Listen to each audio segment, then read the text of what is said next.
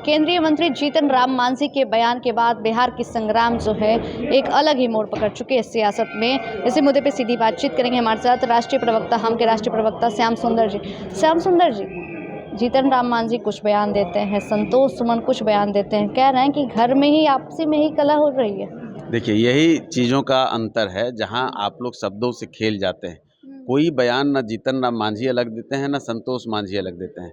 संदर्भ के अनुसार आपको वो बयान अलग अलग लगता है।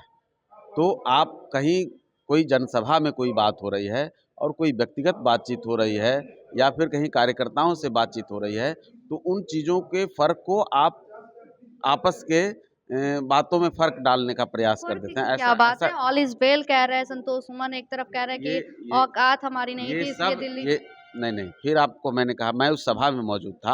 उन्होंने, जीतन राम मांझी जी ने, जो हमारे संरक्षक महोदय हैं, उन्होंने अपने कार्यकर्ताओं को, जब कार्यकर्ताओं की तरफ से डिमांड आती है, जहानाबाद में सम्मेलन चल रहा था, वहाँ जो बड़े स्तर पे लोग तैयारी कर रहे थे, वहाँ लोगों के अंदर ये भी दर्द था कि भाई जहानाबाद में एक भी एनडीए के न विधायक हैं न सांसद हैं। तो ये लोगों का दर्द था। तो उस अनुरूप उन्होंने कहा कि आप अपनी क्षमता को बढ़ाइए, ताकत को बढ़ाइए, जनता में अपने आप को और ज़्यादा से ज़्यादा ले जाने का प्रयास करिए, और जब हम ताकतवर होंगे तो कोई इग्नोर नहीं करेगा। आप तमाम लोग इत्मीनान रहिए, हम आपके लिए सीटों को निकाल कर लाएंगे।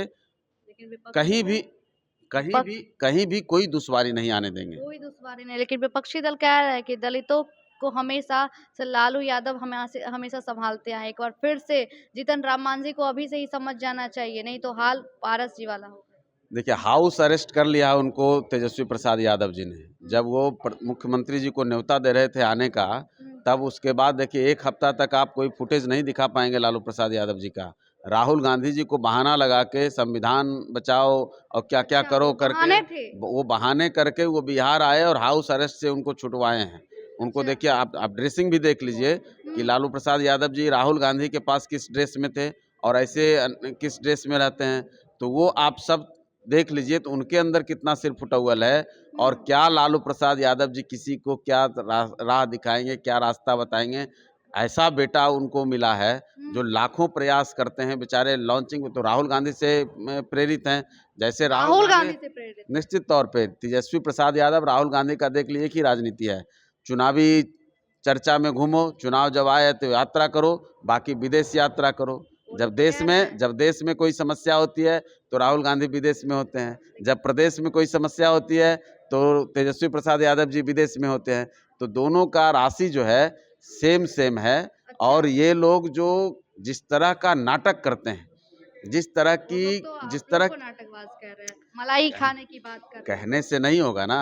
मलाई खा के जेल यात्रा पे कौन गया और यात्रा बेल पे कौन है, और फिर जेल की यात्रा की तैयारी में कौन है, ये जनता भी जानती है, आप भी जानते हैं। लेकिन है क्या कि आप लोग नहीं बोल सकते हैं। हम एवरीथिंग 225 सीट जीतेंगे।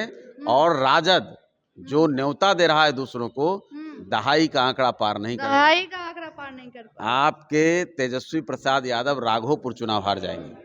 चलिए, बहुत बहुत शुक्रिया। सीधे तौर पे बातचीत हो रही है, लेकिन आप लोगों को क्या लग रहा है कमेंट सेक्शन में जरूर बताएं। फिलहाल के लिए देखते हैं निष्कर्ष न्यूज। मैं प्राची पटना।